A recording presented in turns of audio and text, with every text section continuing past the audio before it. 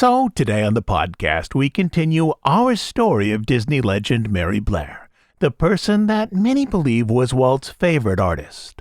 Over the course of this series, we followed Mary's development from childhood to art school through various early animation studios in Los Angeles and then into Disney, where she helped design the overall presentation of key Disney features such as Cinderella, Alice in Wonderland, and Peter Pan. In more recent episodes, we explored her solo career in New York and then her return to Disney to work on It's a Small World as the primary art director. When we last left off, we were exploring how Mary's success on Small World opened other Disney-related doors for her, including an offer to make a large public mural at the Jules Stein Eye Clinic in Los Angeles. A mural that helped elevate her career and also contributed to problems she faced at home with her husband, artist and businessman Lee Blair.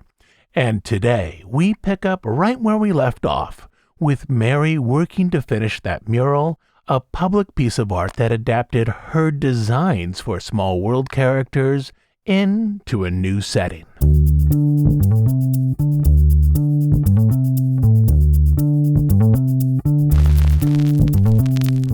During the fall of 1966, Mary worked with the Franciscan Studio to transfer her design to 220 one-foot square tiles. The clay, arranged through a process to ensure high consistency, was mixed and pressed in such a way that the mural, if cared for indoors, should last for 200 years, perhaps longer. The ceramic studio fired a few test tiles complete with Mary's designs and the colored glaze to check the process. Once the test tiles were approved, Mary oversaw the transfer of her large design onto individual tiles. Using a type of carbon paper, she and a team from the Franciscan Studio transferred a slightly enlarged version of her design onto clay, as the tiles would shrink slightly when fired.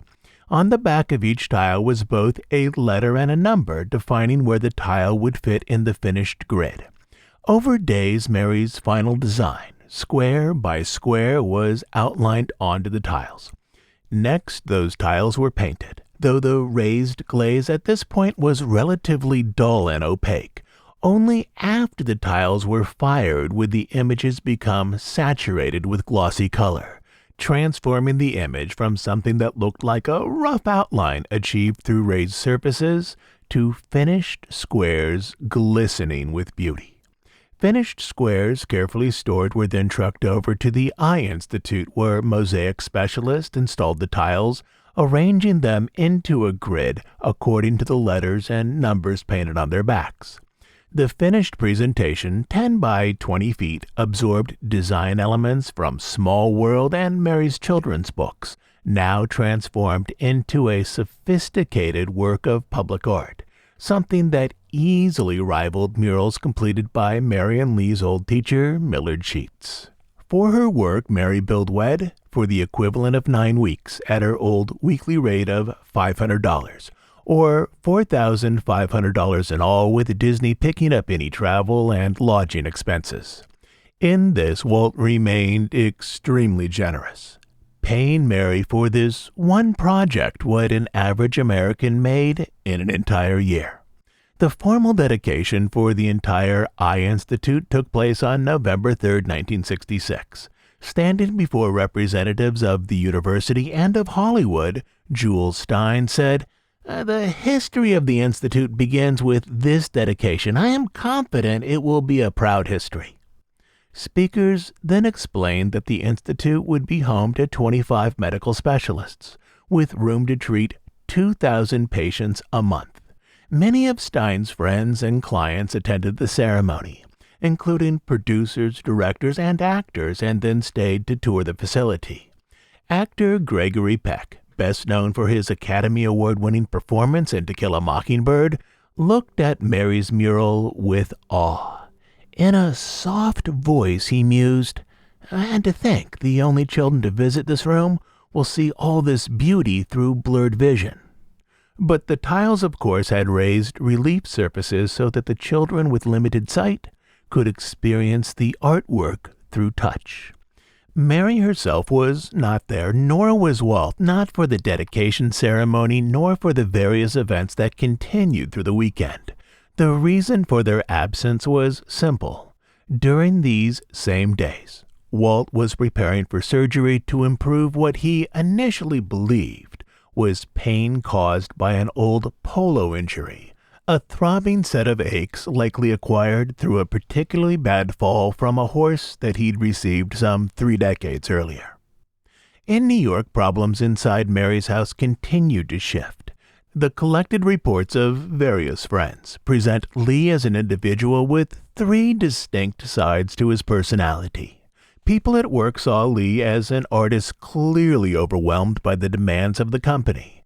Around the office, employees knew that if they needed something from Lee, they needed to see him in the morning, as after a 3-drink lunch he was less focused. Friends who knew him socially were aware of his drinking, but saw him mostly as a charming drunk. "He was a fun drunk with me," one family friend recalled. "He would tell funny stories."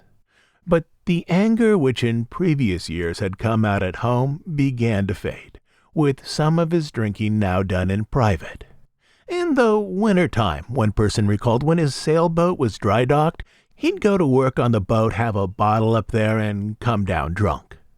Even in this, Mary found good moments with her family, often with outings and during warm seasons on the sailboat. She'd pack food and a few drinks in a basket, then set out on the water, all of them looking out at the endless blue. As had been the case earlier in the year, Mary did not find much work in New York, and so once more her attentions were drawn back to Disney, where her position in the company after that mural had now firmly shifted from film production over to WED. In the mid-1960s, WED, if anything, was a company arranged on tradition. It tried to build on company successes. The Abraham Lincoln animatronic opened at the 1964 World's Fair, led to a second Lincoln animatronic debuting at Disneyland during the summer of 1965. Likewise, the humorous and slightly disturbing tiki gods of the Enchanted Tiki Room, developed by Rolly Crump, led to a humorous and slightly disturbing annex called the Museum of the Weird, proposed for the Haunted Mansion. And so it was with Mary. Her mural for the eye clinic led those at WED to consider if this new medium of presentation, enlarged to the scale of spectacle, might somehow be arranged into Disneyland. In 1966, the biggest project under development was a redesign of Tomorrowland, what was casually called New Tomorrowland. This involved closing the land's original core and developing new attractions and displays, a set of presentations that 11 years after the park opened would better speak to a more contemporary vision of the future. Plans for New Tomorrowland were overseen by Dick Irvine and John Hench. Together they explored a range of options. General Motors expressed interest in sponsoring a theater attraction tentatively called The Story of Power, with a focus on fuels and their use in the near future. General Dynamics expressed interest in developing an attraction about Project Mercury, America's first human spaceflight program. Monsanto was interested in sponsoring an attraction that was then being developed under the name Through a Drop of Water, which would shrink guests via a powerful microscope down to the size of a cell to explore water molecules. Yet another possible attraction at that time, called Rocket Through Space, was arranged as an indoor-outdoor roller coaster taking guests on a journey through outer space, an attraction that would many years later be built as Space Mountain. The revised land would also absorb Disney elements from the World's Fair, an updated version of the Carousel of Progress and the Wedway People Mover, which used ride technology developed for the Ford Magic Skyway, now arranged into generic modular vehicles that hinted at a near-future lifestyle. To complement the updated attractions, WED managers wanted to redo the overall visual presentation of the land, which again led Dick Irvine, president of WED, back to Mary Blair. As Marty Sklar explained, the Jules Stein mural inspired Dick Irvine, who was in charge of all design for WED, to have Mary create the designs of the two murals that faced each other in the new Tomorrowland. This project was casually called the Corridor of Murals. Two long ceramic works of art positioned on two long show buildings near the entrance to the land. The show building on the left would house the Circle Vision film America the Beautiful, sponsored by AT&T. So this mural would need to include thematic elements related to electronic communication. The show building on the right would house the Water Molecule ride, eventually named Adventure Through Inner Space, sponsored by Monsanto. So that mural would include thematic themes related to chemistry, chemistry-based products, or perhaps fuel. Each mural would be 54 feet long and just over 15 feet high. Instead of creating a single mural with 220 tiles, Mary would now create two murals, each with roughly 800 tiles, with themes and designs that spoke to each other from across the walkway. In terms of project management, this new project would be vastly more complicated than the one she had created for Jules Stein.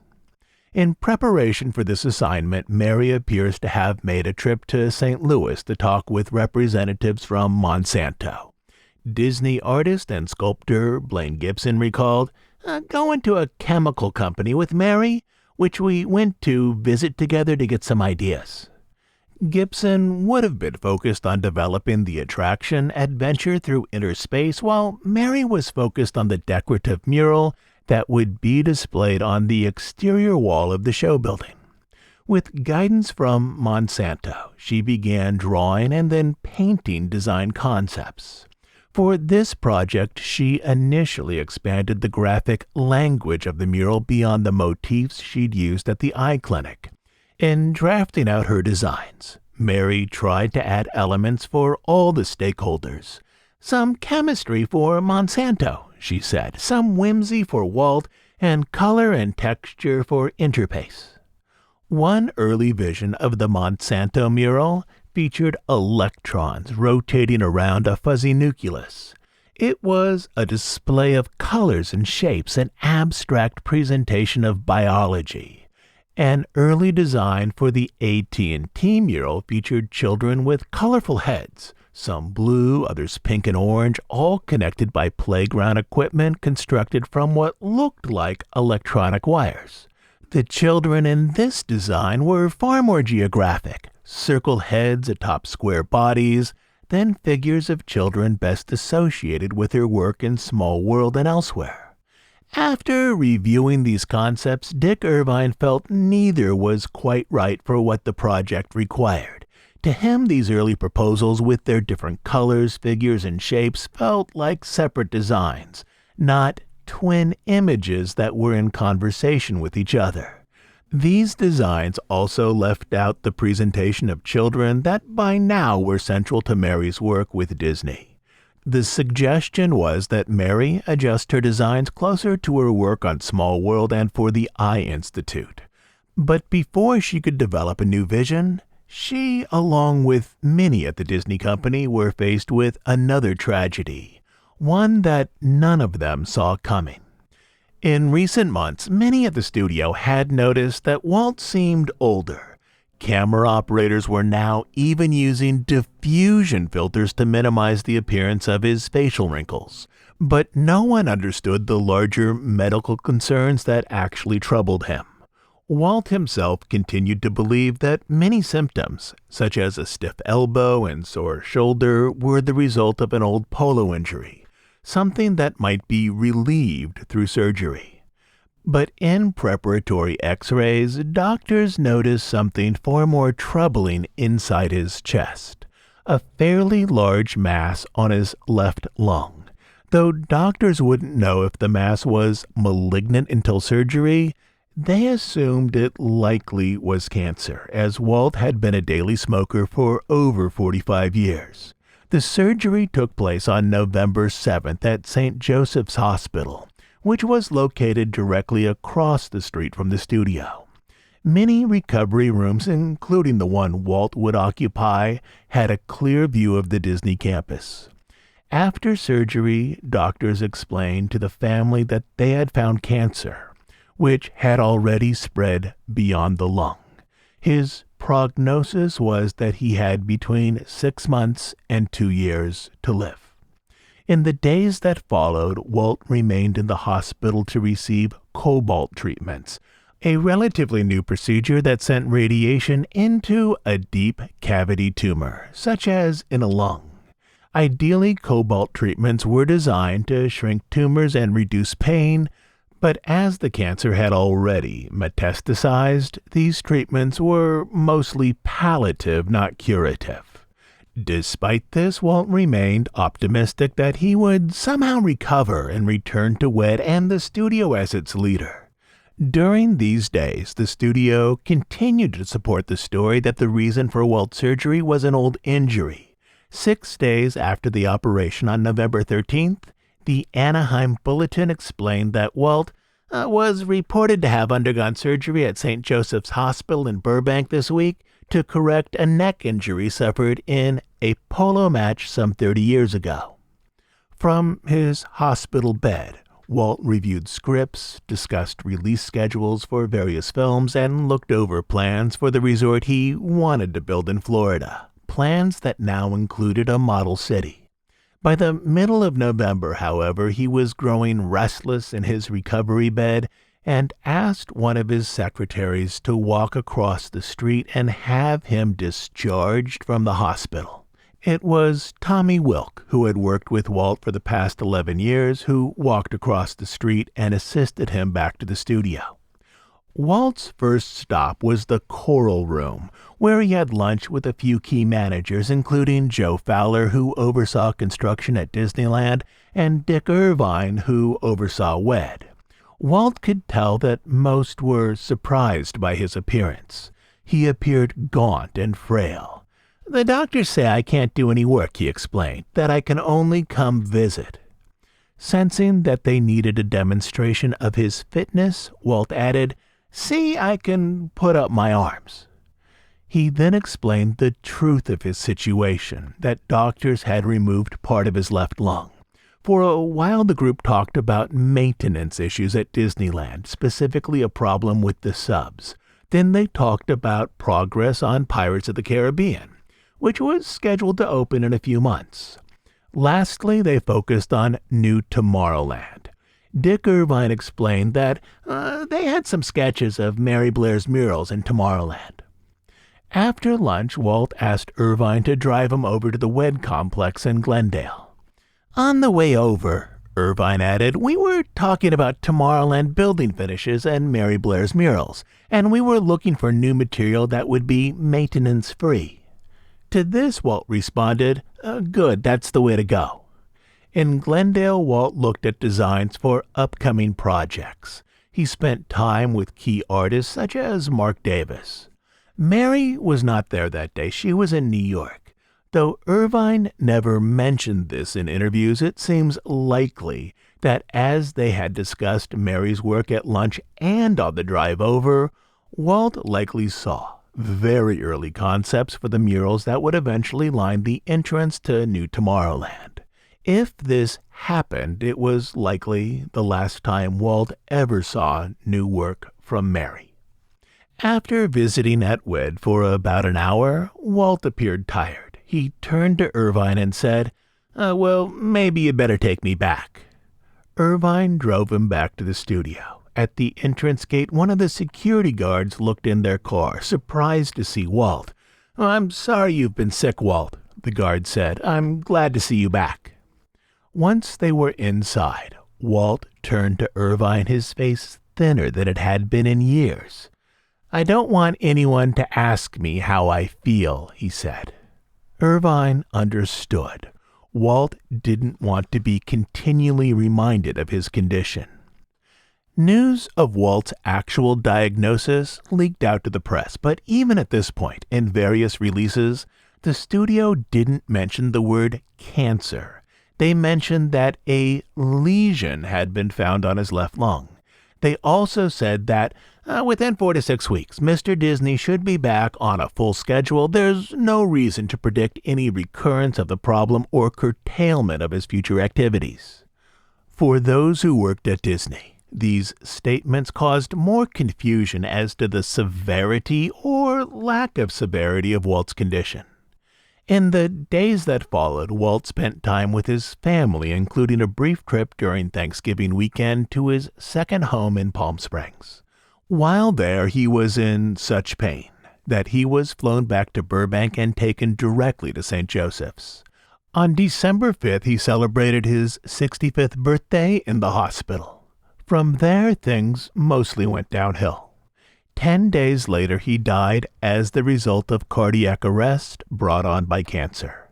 Ultimately, he lived only 1 month beyond his initial surgery, nowhere near the 6 months to 2 years predicted by doctors.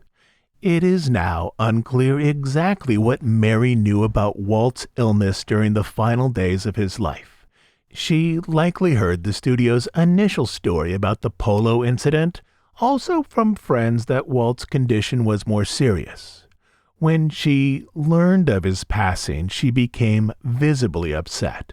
A friend recalled her wearing an elegant velvet suit, crying, while a cigarette in its long holder burnt down by itself to ash. She simply sat there looking at the space in front of her.